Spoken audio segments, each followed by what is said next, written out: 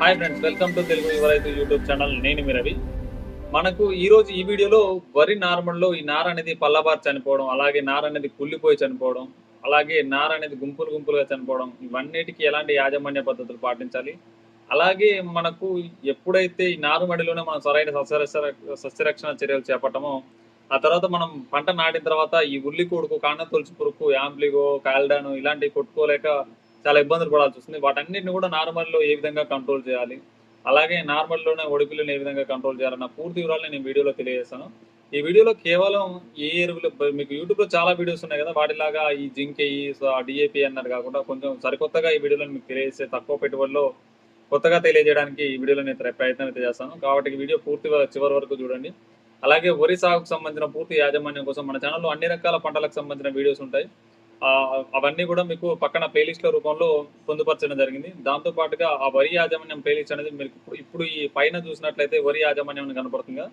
దాని మీద ప్రెస్ చేసినా కూడా మీకు ఈ వరి యాజమాన్యం అనేది ప్లేలిస్ట్ అనేది వస్తుంది. వీడియో చివరిలో వచ్చే శాస్త్రీయ వివరణలో మీకు పంటల గురించి డీటెయిల్స్‌గా ఇన్ఫర్మేషన్ ఉంటుంది.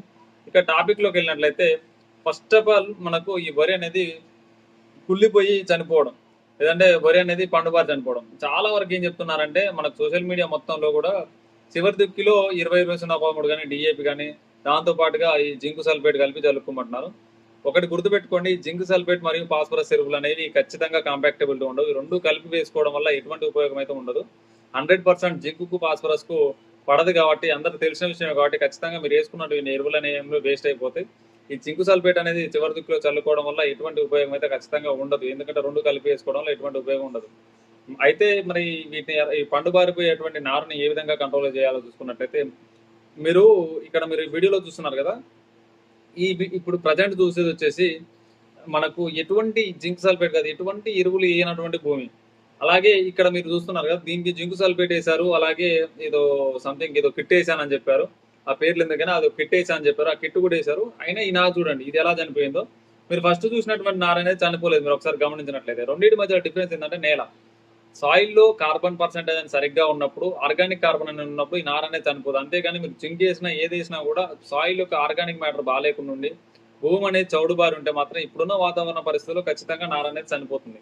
అయితే మీకు మార్కెట్‌లో చాలా రకాల కిట్లు అయితే అందుబాటులో ఉన్నాయి. ఇవన్నీ వేసుకోవడం వల్ల రైతు ఆర్థికంగా చితికిపోవడం తప్పితే ఎటువంటి ఉపయోగం అయితే ఉండదు. దీన్ని మెయిన్‌గా ఈ నార అనేది పల్లబడకుండా ఉండాలంటే ఫస్ట్ ఆఫ్ ఆల్ మీరు ప్రతి ఒక్క రైతన్న కూడా ఒక ఎకరా సాగు చేసే రైతన్న అయితే మాత్రం ఖచ్చితంగా ఒక నారుమడిలో ఒక పావు కేజీ గానీ, హాఫ్ కేజీ గానీ హ్యూమిక్ యాసిడ్ వేసుకోండి. హ్యూమిక్ యాసిడ్ అనేది మనకు బయట చాలా తక్కువ ధరలో దొరుకుతుంది. ఒక ఎకరా నారుమడికి అవసరమయ్యే హ్యూమిక్ యాసిడ్ అయితే జస్ట్ ఒక రూ. 30లో దొరుకుతుంది. మీరు ఒక కేజీ రూ. 30 అంటే మీరు పంపరు కాబట్టి ఒక కేజీ తెచ్చుకుంటే రూ. 120, రూ. 150 ఉంటుంది. దీన్ని తెచ్చుకొని అందులో ఒక పావు కేజీ వాడుకోవడం వల్ల మీకు వేరు వ్యవస్థ బాగా పెరగడంతో పాటు ఈ నార అనేది నల్లబడి చనిపోవడం చాలా వరకు తగ్గుతుంది. దాంతో పాటుగా మొక్క యొక్క మొదటి దశలో నేను గత వీడియోలో చెప్పాను కదా, వ్యామ్ అనేది వాసిక్యులర్ ఆర్బాస్కులర్ మైకోరైజ్. ఈ మైకోరైజ్ అనేది వాడుకోవడం వల్ల మీకు చాలా వరకు ఈ వేరు వ్యవస్థ దృఢంగా మారి వేరు ద్వారా నేల ద్వారా వచ్చేటువంటి అన్ని రకాల ఫంగస్లు కూడా కంట్రోల్ చేయబడతాయి. గాలిలో ఉన్నటువంటి కార్బన్ డైఆక్సైడ్ తీసుకొని భూమిలో కార్బన్ ని పెంచగలిగేంత సమర్థత ఉన్న ఫంగస్ ఏదైనా ఉందంటే అది ఆర్బాస్కులర్ మైకోరైజ్ అనేది అంత సమర్థవంతమైన ఫంగస్ ఇది. కాబట్టి దీన్ని కూడా మొక్క మొదటి దశలో ఇవ్వడం వల్ల చాలా రకాల బెనిఫిట్స్ ఉంటాయి. అంతేగాని మీరు పైపాటుగా ఎంత న్యూట్రియన్స్ ఇచ్చినప్పటికీ కూడా ఇదైతే కంట్రోల్ అవ్వదు. సాయిల్ యొక్క ఆర్గానిక్ కాంపౌండ్ అనేది హ్యూమిక్ యాసిడ్ మాత్రమే బఫర్ చేయగలుగుతుంది. ఆ తర్వాత మీరు ముందుగానే ఈ పశువుల ఎరువు వేసి బ్యాక్టీరియా చేసుకోవడం వల్ల, లేదంటే ఈ జీవామృతం లాంటివి వాడుకోవడం వల్ల కూడా మీకు సాయిల్ యొక్క ఆర్గానిక్ మ్యాటర్ అనేది కొంచెం ఇంప్రూవ్ అవుతుంది. కానీ సడన్ గా మనకి ఈ రోజు పెరగాలంటే మాత్రం దానికి ఖచ్చితంగా టెంపరరీ సొల్యూషన్ వచ్చేసి సీవీడ్ మరియు హ్యూమిక్ మాత్రమే. ఈ రెండు వాడుకోండి. ఒకవేళ 10 ఎకరాల పైన సాగు చేసే రైతన్న అయితే మాత్రం 10 ఎకరాల పైన నార్మడి పెంచే రైతన్న అయితే మాత్రం మన సఫలా గోల్డ్ గ్రాన్యూల్స్ అనేవి వేసుకోండి. ఇవి 20 కేజీలు ఒక 5 ఎకరాల నుంచి 10 ఎకరాల నార్మడికి వేసుకోవడం వల్ల ఇందులో వ్యామ్ ఉంటుంది. దాంతో పాటుగా ట్రైకోడర్మా ఉంటుంది. కాబట్టి మీరు అడిషనల్ గా ట్రైకోడర్మా, వ్యామ్ అనేది వేసుకోవాల్సిన అవసరం ఉండదు. లేదు ఒక ఎకరా సాగు చేసే రైతన్న అయినా సరే ఇప్పుడు 20 కేజీల బ్యాగ్ తెచ్చుకుని ఇందులోనే ఒక 2 కేజీలు తీసి నార్మడికి వేసుకోవడం వల్ల మీకు ట్రైకోడర్మా, వ్యామ్ అలాగే ఈ హ్యూమిక్ యాసిడ్ అనేది అందడం వల్ల సాయిల్ యొక్క ఆర్గానిక్ మ్యాటర్ సెట్ అవుతుంది. మీకు ఇది ఆటోమేటిక్ గా నేల అనేది స్థిరత్వాన్ని పొందుకొని నేల యొక్క pH అనేది కంట్రోల్లోకి వచ్చి ఈ నార అనేది పల్లవారడం చనిపోతుంది. అలాగే ఈ గుంపులుగా చనిపోవడానికి ప్రధాన కారణం వచ్చేసి మీరు నారుమడిలో చూసినట్లయితే 15 రోజులు దాటిన నారుమడిలో రెక్కల పురుగు, గోధుమ రంగు రెక్కల పురుగు అనేది కనపడుతుంది. ఇది చాలా అందరూ నెగ్లెక్ట్ చేస్తుంటారు కానీ ఇది చాలా ప్రమాదకరం. ఈ రోజు నువ్వు ఈ నారుమడిలో మందు కొట్టకుంటే మాత్రం 100% పంట కంప్లీట్ అయ్యేంత వరకు కూడా చేను మొత్తానికి కెల్డాను, కొరాజిను, యాంప్లికో ఇలాంటివి కొట్టుకుంటూనే ఉండాలి. ఎందుకంటే నారుమడిలోనే దీన్ని సమర్థవంతంగా మనం కంట్రోల్ చేయగలం. అంతేగాని ప్రధాన పొలంలో మొక్క నాటిన తర్వాత ఈ ఉల్లికోడిని, కాండతొలుచు పురుగుని, అలాగే ఈ బూస తిరుగుడు పురుగుని కంట్రోల్ చేయాలంటే చేయలేము. అస్సలు చేయలేము. ఎందుకంటే ఇది మనం చేసేలోపే ప్రమాదాన్ని కలిగిస్తుంటుంది. కాబట్టి మీకు నార్మల్‌లో 10 రోజుల తర్వాత 100% ఖచ్చితంగా క్లోరో గాని, పెండాల్ గాని, లేదంటే క్లోరోపైరిపాస్ 50% ఈసీ గాని, లేదంటే పెండాల్ గాని, పెండాల్ 50% ఈసీ గాని, లేకుంటే ప్రొపనోఫాస్ సైపర్మెత్రిన్ గాని, ఇలాంటి మందులు డైఫెన్థ్రియాన్ గాని, ఇలాంటివి స్ప్రే చేసుకోవడం డైఫెన్థ్రి కాదు బైఫెన్థ్రియాన్ గాని స్ప్రే చేసుకోవడం వల్ల మనకి ఈ యొక్క రెక్కల పురుగుని నార్మల్‌లోనే కంట్రోల్ చేసుకోవచ్చు. దాని తర్వాత మొక్క నాటుకునే ముందు మాత్రం ఖచ్చితంగా ప్రతి ఒక్క రైతు ఇంకొక 4 రోజుల తర్వాత నాటుకుంటాం అనంగా ఖచ్చితంగా వేప నూనె ప్లస్ ఈ క్లోర్ అనేది స్ప్రే చేసుకోండి. 100% స్ప్రే చేసుకోండి. ఎందుకంటే ఆకుల యొక్క చివర్లో గుడ్లు పెట్టడం వల్ల మనం ప్రధాన పొలంలో మొక్క నాటిన తర్వాత ఈ గుడ్లు పొదగబడి మనకు ఉల్లికోడు సమస్య అనేది ఎక్కువగా వచ్చి ఈ నార అనేది ఏనుకోకుండా ఉంటుంది. అలాగే మనకు నార్మల్‌లో కూడా గుంపులుగా ఈ నార అనేది చనిపోవడం జరుగుతుంది. ఈ రెండిటికి ప్రధాన కారణం వచ్చేసి రెక్కల పురుగు, అలాగే ఈ కాండం తొలుచు పురుగు. కాబట్టి ఈ కాండం తొలుచు పురుగుని నార్మల్‌లోనే కంట్రోల్ చేయండి. దీనివల్ల మీకు పంట యొక్క పెట్టుబడి వ్యయం అనేది చాలా వరకు కంట్రోల్ అవుతుంది. ముందు జాగ్రత్తగా ఇలాంటి యాజమాన్య పద్ధతులు పాటించండి. అలాగే ఈ ఇయర్ పంటేసే ప్రతి ఒక్క రైతన్న కూడా ఖచ్చితంగా గట్ల వెంట ఒక హాఫ్ ఫీట్ దూరం వదిలిపెట్టి పంటేయండి. అలాగే గట్ల మీద ఖచ్చితంగా మొక్క మొలిసి ఏనుకొని పిలక దశల్లో గట్ల వెంట కలుపు పెరగకుండా చూసుకోండి. గట్ల వెంట కలుపు లేకపోవడం వల్ల మనకు ఫంగల్ ఇన్ఫెక్షన్స్ అనేవి చాలా వరకు కంట్రోల్లో ఉంటాయి.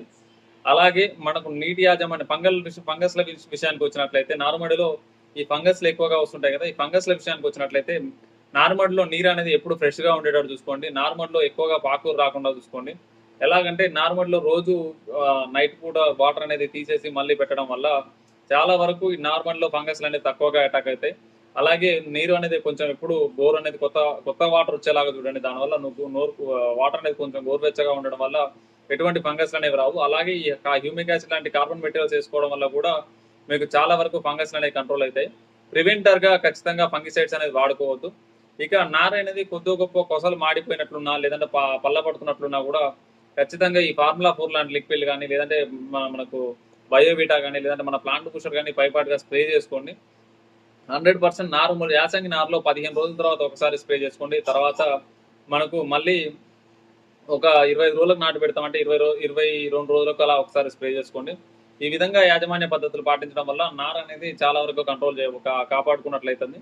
ఖచ్చితంగా క్లోరో మాత్రం పంట నాటిన తర్వాత 15 రోజులకు 100% స్ప్రే చేసుకోండి. వేప నూనె మాత్రం 4 రోజులు అయితే నాటేసుకుంటాం అనగా ఖచ్చితంగా స్ప్రే చేసుకుని నాటేసుకోండి. మీరు కూలీలు ఇచ్చారని చెప్పేసి, లేదంటే కూలీలకు నారందట్లేదని చెప్పేసి ఈ వేప నూనె స్ప్రే చేసుకోకుండా వేసుకోవడం వల్ల మీరు ప్రధాన పొలం మొత్తం కూడా స్ప్రే చేసుకోవడం చాలా ఇబ్బంది తలెత్తాల్సి ఉంటుంది. యాసంగిలో ఉల్లికోడు సమస్య అనేది చాలా ఎక్కువగా ఉంటుంది. ఈ ఒక్క పాయింట్ అయితే ఖచ్చితంగా గుర్తుంచుకోండి. మీకు ఎవరు కూడా ఈ విషయం చెప్పకపోవచ్చు, కానీ ఖచ్చితంగా మీరు ఈ రకమైన యాజమాన్య పద్ధతులు పాటించుకోకపోతే మాత్రం తీవ్రంగా నష్టపోయే అవకాశం ఉంటుంది. ఇక మనకి ఫంగస్లు కూడా ఎలా కంట్రోల్ చేసుకోవాలో చూసుకున్నాం కదా.